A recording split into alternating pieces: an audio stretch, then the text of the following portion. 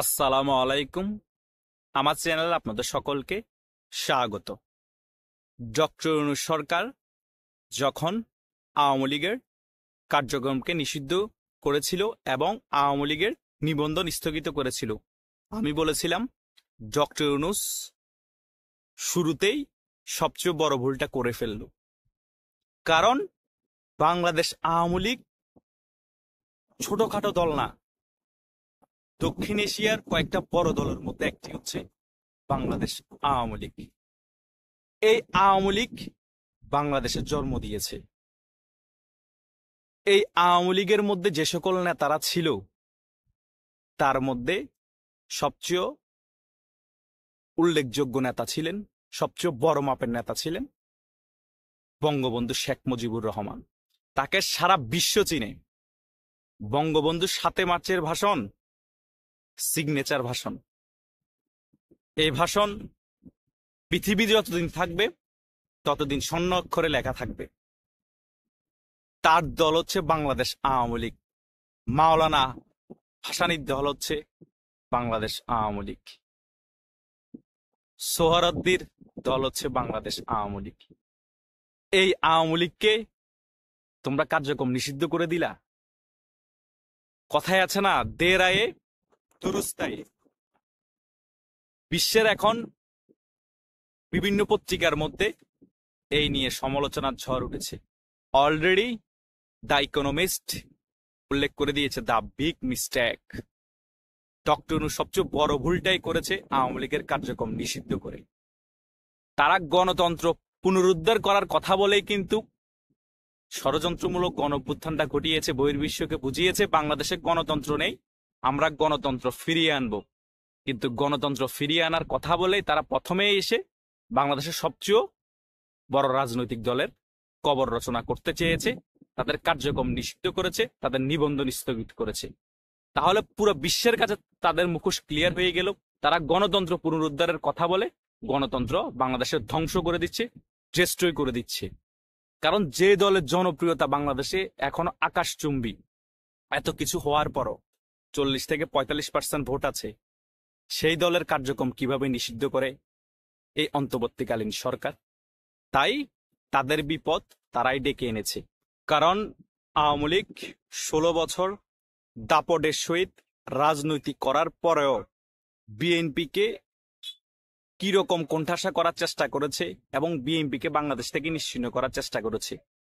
16 বছরে তারপরও বিএনপিকে নিষিদ্ধ করেনি, বিএনপির কার্যক্রম নিষিদ্ধ করেনি এবং জামাতকেও নিষিদ্ধ করেনি। যখন দেখতে পেয়েছে 16 বছর পরেও জামাত জঙ্গি আক্রমণ করছে দেশের উপর, দেশের সকল কিছু ধ্বংস করছে, তারপরে বাধ্য হয়ে জামাতকে নিষিদ্ধ করেছিল। কিন্তু তার ফলাফল কি ভালো হয়েছিল আওয়ামী লীগের জন্য? আওয়ামী লীগ তার কিছুদিন পরে কিন্তু পতন হয়ে গিয়েছিল। তাই বাংলাদেশে কোনো রাজনৈতিক দলের কার্যক্রম নিষিদ্ধ করে কখনো তাকে দমিয়ে রাখা যায় না, বরং সে দলটা আরো শক্তিশালী রূপে ফিরে আসে। সেটা বিএনপিকে দেখলেই বোঝা যায়, জামাতকে দেখলেই বোঝা যায়। যেখানে তারা নিশ্চিহ্ন অবস্থায় ছিল প্রায়, তারা আজকে বাংলাদেশের কয়েকটা শক্তিশালী দলের মধ্যে একটা। আর বিএনপি আওয়ামী লীগ ছাড়া এখন 1 নম্বরে আছে শক্তিশালী দল হিসেবে। এটাই হচ্ছে বাস্তব প্রেক্ষাপট। কোন দলকে দমিয়ে রেখে কার্যক্রম নিষিদ্ধ করে তাকে আরো শক্তিশালী করা হয়। আর বাংলাদেশ আওয়ামী লীগ তো বিশাল বড় দল, কারণ বাংলাদেশকেই তারা জন্ম দিয়েছে। আর সেই দলকে এভাবে কোণঠাসা করে কার্যক্রম নিষিদ্ধ করে দমিয়ে রাখা যায় না। সেই সকল বিষয়গুলাই সম্পূর্ণরূপে ক্লিয়ার করে আলোচনা করেছে দ্য ইকোনমিস্ট। এভাবে পৃথিবীর সকল পত্রিকা আলোচনা করবে, সকল দেশ আলোচনা করবে, সমালোচনা করবে। কারণ বাংলাদেশ আওয়ামী লীগ ছাড়া যদি বাংলাদেশে কোনো নির্বাচন হয়, সেই নির্বাচন পৃথিবীর কেউ বলবে না যে গ্রহণযোগ্য হয়েছে, এবং সেই নির্বাচনকে কেউ বাহাবাও দিবে না। কারণ ভোটই কাস্ট হবে না। কারণ বিএনপি নিজেরা যারা সমর্থন করে তারাই ভোট দিতে যাবে না। কেন যাবে না জানেন? কারণ তারা জানে যে বিএনপি অটোমেটিক জিতবে। আমরা ভোট দিলেও জিতবে, না দিলেও জিতবে। যেটা আওয়ামী লীগের আমল হয়েছিল, যে আওয়ামী লীগের আমল আওয়ামী লীগের অনেক ভোটার যায়নি, কারণ অটোমেটিক সিলেক্ট হয়ে গিয়েছে, সে তো অটো হয়ে যাবে, ভোট দেওয়া দরকার কি? সেম ভাবে হবে। তাই গণতন্ত্র পুনরুদ্ধারের কথা বলে বাংলাদেশের নাটকবাজি হয়েছে, যে ষড়যন্ত্র হয়েছে, পৃথিবীর সকল দেশ এখন বুঝে গিয়েছে। আর ইন্ডিয়া তো আছে, এগুলো আরো ফলাভাবে তুলে ধরবে, সকল ফেস রিভিল হয়ে যাবে। আর যারা ভিতরগত ভাবেও আওয়ামী লীগের কার্যক্রম নিষিদ্ধের ব্যাপারে সমর্থন জানিয়েছে, তাদেরও কিন্তু ভয়াবহ অবস্থা হবে। সকল তথ্য কিন্তু আওয়ামী লীগের কাছে আছে, আর সকল তথ্য তখন ভেসে উঠবে কারা কারা এখানে বিতর্কত সমর্থন দিয়েছে। হয়তো অন্তর্বর্তীকালীন সরকারের সকল দায়ভার এখন দেখা যাচ্ছে, কিন্তু ভিতরে ভিতরে আরো অনেক দল সমর্থন আছে। বাচাধন, আরেকজনকে কষ্ট দিয়ে, আরেকজনের ঘর তছনছ করে দিয়ে, আরেকজনের সকল কিছু বিনষ্ট করে দিয়ে তুমি শান্তিতে থাকবা মনে করেছ? এই দিন দিন না, আরো দিন আছে। কারণ ইতিহাস কখনো মুছে ফেলা যায় না। সেজন্যই তো ফিদেল ক্যাস্ট্রো বলেছিলেন, আমাকে মেরে ফেলে ইতিহাস থেকে মুছে ফেলার চেষ্টা করা হতে পারে, কিন্তু জনগণের মন থেকে মুছে ফেলা যাবে না।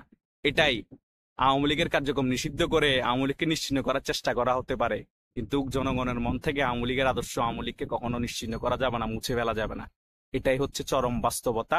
ডক্টর ইউনূসের কারণেই বাংলাদেশের যে ক্ষতি করে ফেলেছে, ডক্টর ইউনূসের সরকারে যে যে জিনিসটা করেছে, বাংলাদেশ এখন বহির্বিশ্বের কাছে লজ্জায় মাথা নত হয়ে আছে। কারণ গণতন্ত্রের কথা বলেই বাংলাদেশের গণতন্ত্র কবর রচনা করে দিয়েছে এই অন্তর্বর্তীকালীন সরকার, এবং অন্তর্বর্তীকালীন সরকারের আশেপাশে যে সকল দল আছে তারা কোন কোন দল আপনারা ভালো করেই জানেন। ধন্যবাদ সকলকে।